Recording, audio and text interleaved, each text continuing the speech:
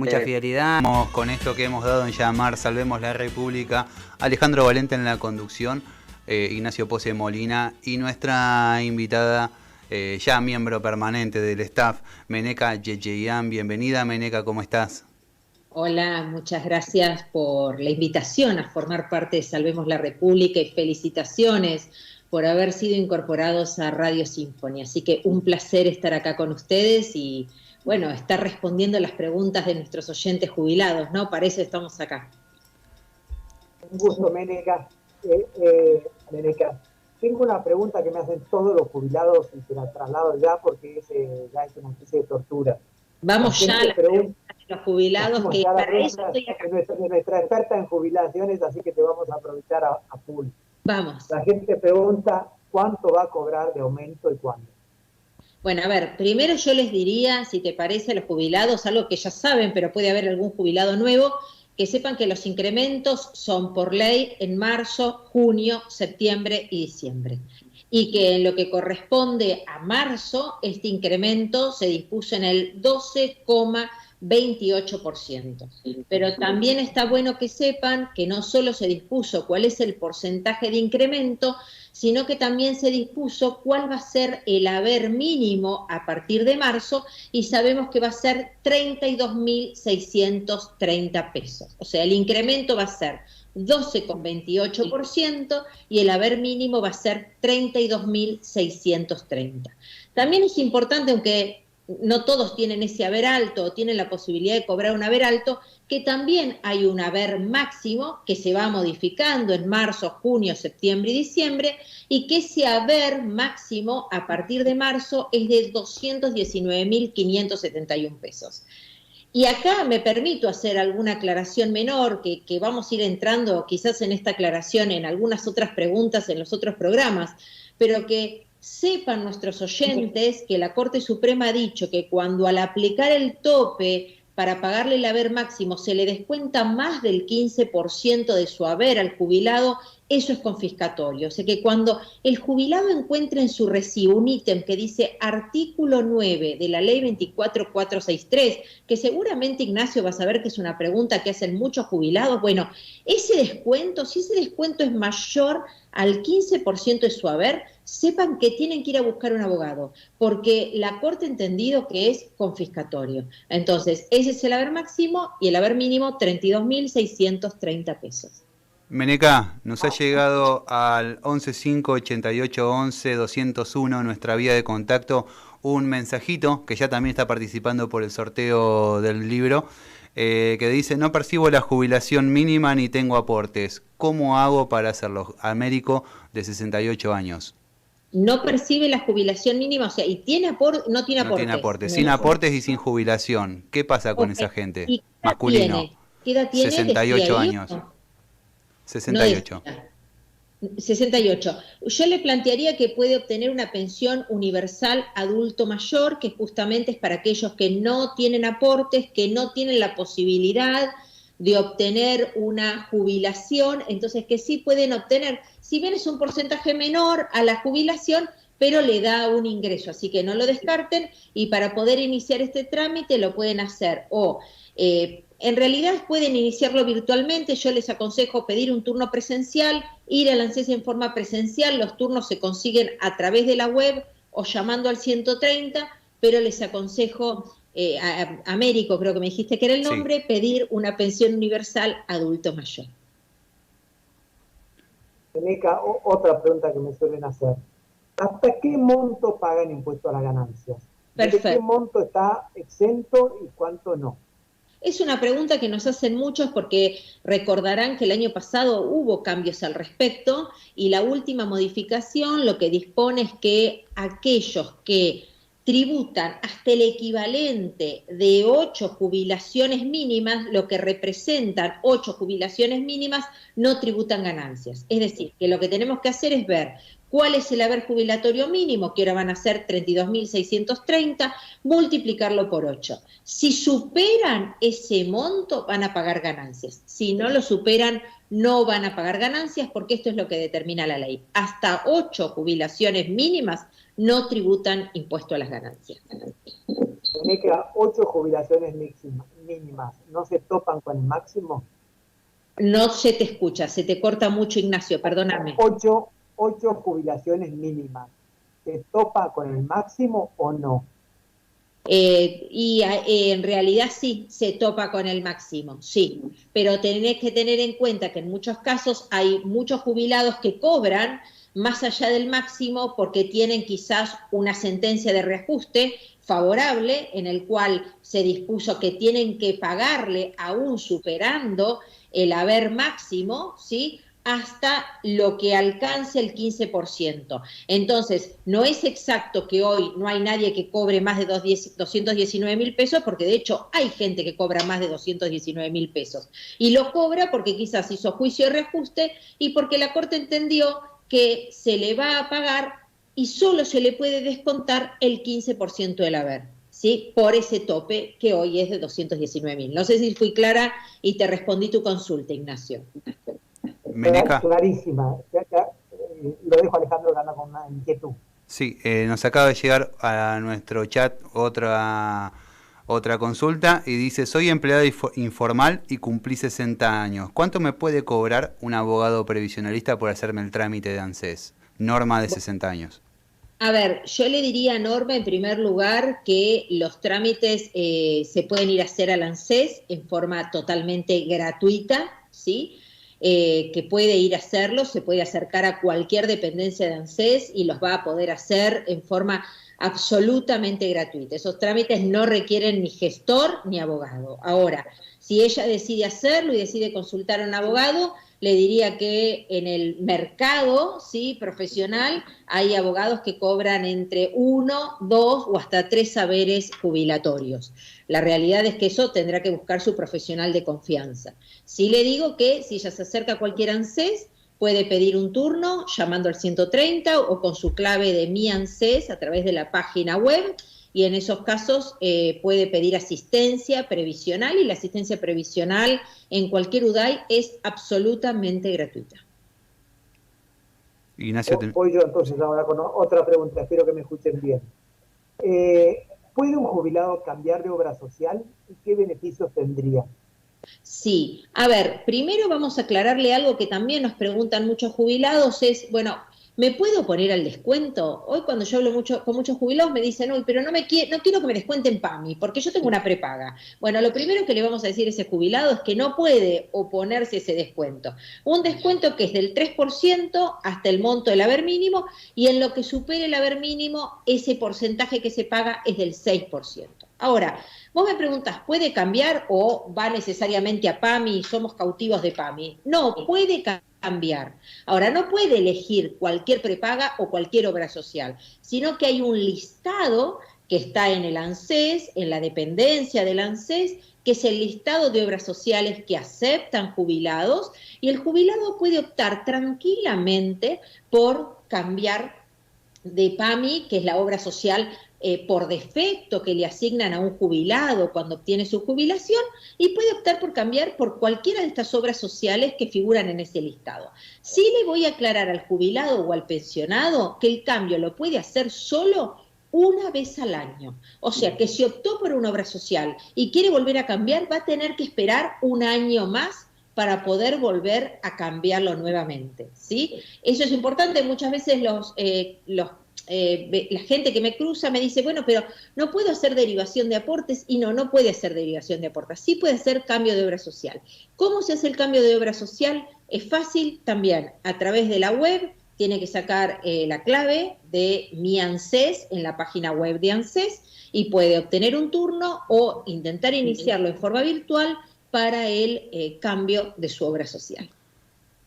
Meneca, no sé si queda alguna otra pregunta de nuestros oyentes, pero yo ya quería pasar más a la Meneca analista política.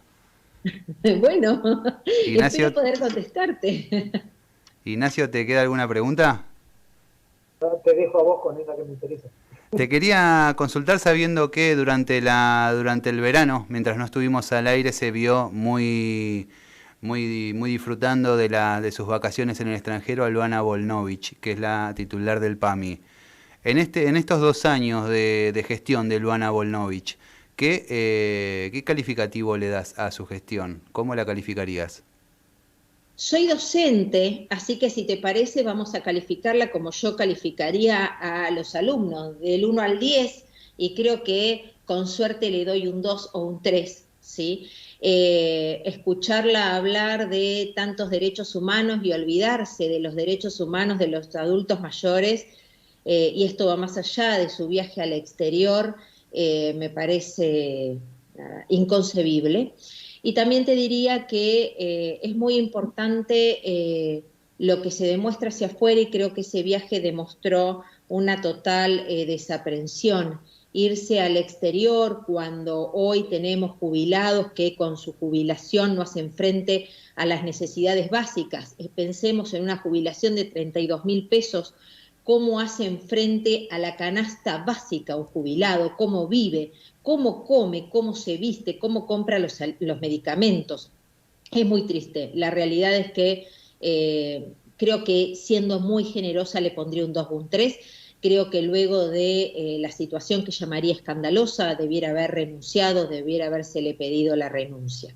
Y permitime, sí, como analista política, hacerte breves comentarios cortitos. Ayer en el discurso de apertura de las sesiones ordinarias, el presidente de la Nación lo que planteó es que aquella persona que se jubilaba podía seguir trabajando. Esto es algo que existe actualmente, no es que él lo esté informando. Hoy quien se jubila, salvo que se jubile por una ley especial que sea incompatible con el trabajo en actividad, hoy quien se jubila puede seguir trabajando. Ahora, yo me pregunto, una persona que ha trabajado y aportado toda su vida, ¿por qué querría al jubilarse seguir trabajando? Evidentemente, si sigue trabajando es porque su jubilación no es lo que esperaba que fuera, no permite lo que es la sustitución con el haber del activo, que a ello estamos pensando cuando pensamos en una jubilación. La jubilación tiene que permitir la sustitución del salario en actividad.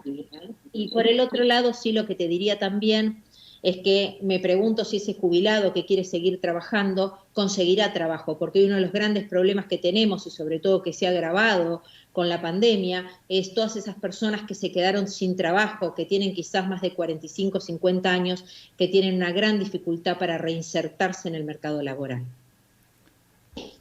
Meneca. Aprovecho yo para hacerte otra pregunta, Meneca.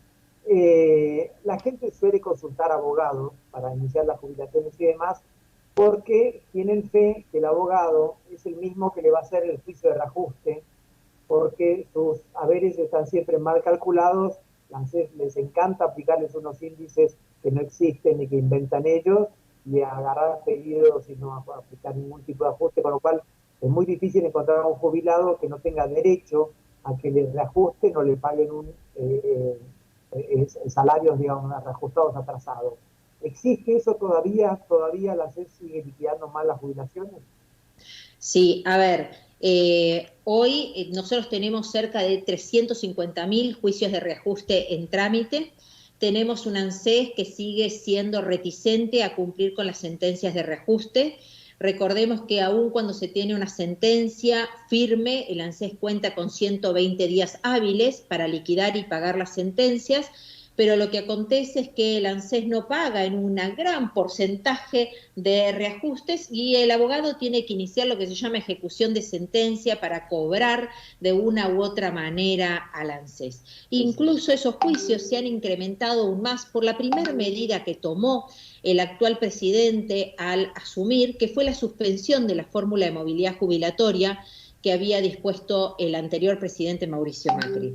Para que tengan una idea, y esto vean que incrementó claramente los juicios, es que en el 2020, si se hubiera aplicado la fórmula del anterior presidente Mauricio Macri, a los jubilados les hubiera representado un 42% de incremento al año, mientras que en realidad con el incremento que dispuso por decreto y discrecionalmente el actual presidente, los incrementos fueron entre un 24 y un 35% de acuerdo a los saberes jubilatorios. O sea que claramente, más que reducirse, se han incrementado los juicios de reajuste y cada vez son más. Esto genera obviamente que los juicios demoren aún más, porque hoy tenemos quizás un juicio está demorando entre 7 y 10 años. Quizás hace 20 años los juicios demoraban entre 3 y 5. Hoy la justicia y la seguridad social está colapsada y los juicios cada vez demoran más. Meneca, nos ha llegado un audio de un oyente a nuestros canales de comunicación, así que ¿lo escuchamos? Sí, cómo no. Hola, buenas tardes a los nuevos conductores de este programa de Salvemos la República, Alejandro, Ignacio.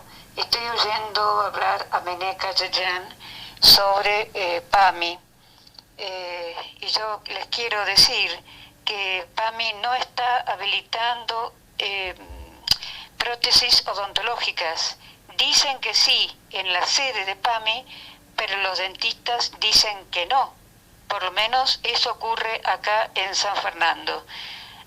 Quisiera que lo supieran, porque hay muchos jubilados y afiliados de PAMI que lo estamos sufriendo.